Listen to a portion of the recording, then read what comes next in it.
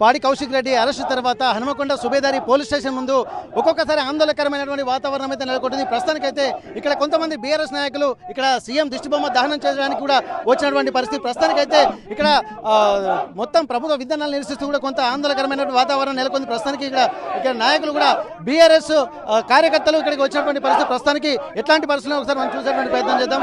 ఏం చేస్తున్నారు, అసలు ఇప్పుడు ఏం జరుగుతుంది ఇక్కడ?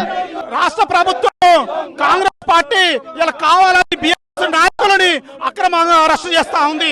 ఏదైతే ప్రజాపక్షాల నుండి పోరాటం చేస్తున్నటువంటి నాయకులని కుట్రపూరితంగా అరెస్ట్ చేస్తా ఉన్నారు.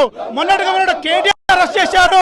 అదే విధంగా ఇవాళ పాడి కౌశిక్ రెడ్డిని కూడా అరెస్ట్ చేసి అక్రమంగా ఇవాళ పోలీస్ స్టేషన్ లో పెట్టడం జరిగింది. ఈ రోజు కాంగ్రెస్ ప్రభుత్వము అక్రమ అరెస్టు చేస్తా ఉంది, కుట్రపూరితంగా అక్రమ అరెస్టు చేస్తా ఉంది.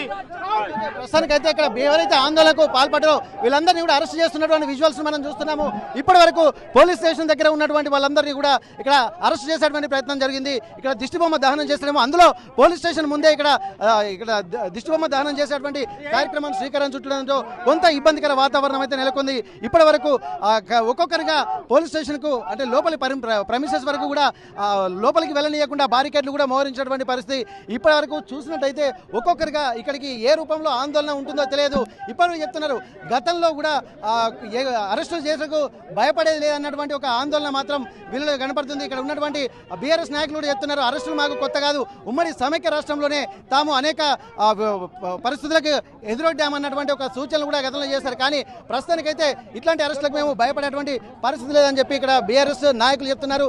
ఇప్పటి వరకు చూసినట్టయితే ఇక్కడ చాలా వరకు ఇదివరకు 2-3 సార్లు కూడా అరెస్ట్ అయిన కౌశిక్ రెడ్డి బెయిల్ మీద బయటకు వచ్చారు. ఈసారి కూడా బెయిల్ పై బయటకు వస్తారనే ఒక ఆలోచనలు మాత్రం చేశారు. ప్రస్తుతానికైతే ఇక్కడ దాదాపు 308/2 అనేటువంటి కేసు కింద పెట్టారు.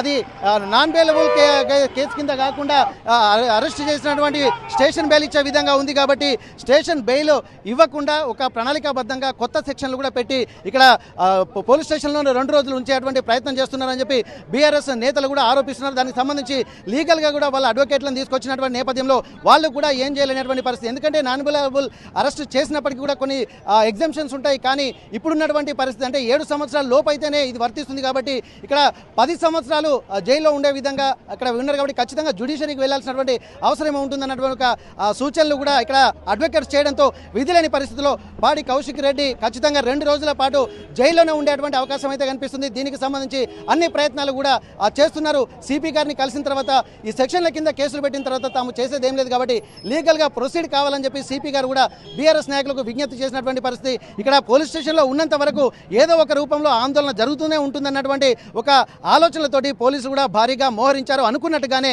ఇక్కడ సీఎం దిష్టిబొమ్మ అలాగే ప్రభుత్వ దిష్టిబొమ్మ దహనం చేయడానికి కూడా ఇక్కడ సుబేదారి పోలీస్ స్టేషన్కి వచ్చినటువంటి నేపథ్యంలో వారిని అడ్డుకొని వెంటనే అరెస్ట్ చేసి ఇక్కడ స్థానికంగా ఉన్నటువంటి పక్కనే ఉన్నటువంటి పోలీస్ స్టేషన్లకు తరలించడం జరుగుతున్నటువంటి పరిస్థితి. అసలైన తొలి వెలుగు. ఫాలో వాట్సాప్ @తొలి వెలుగు official.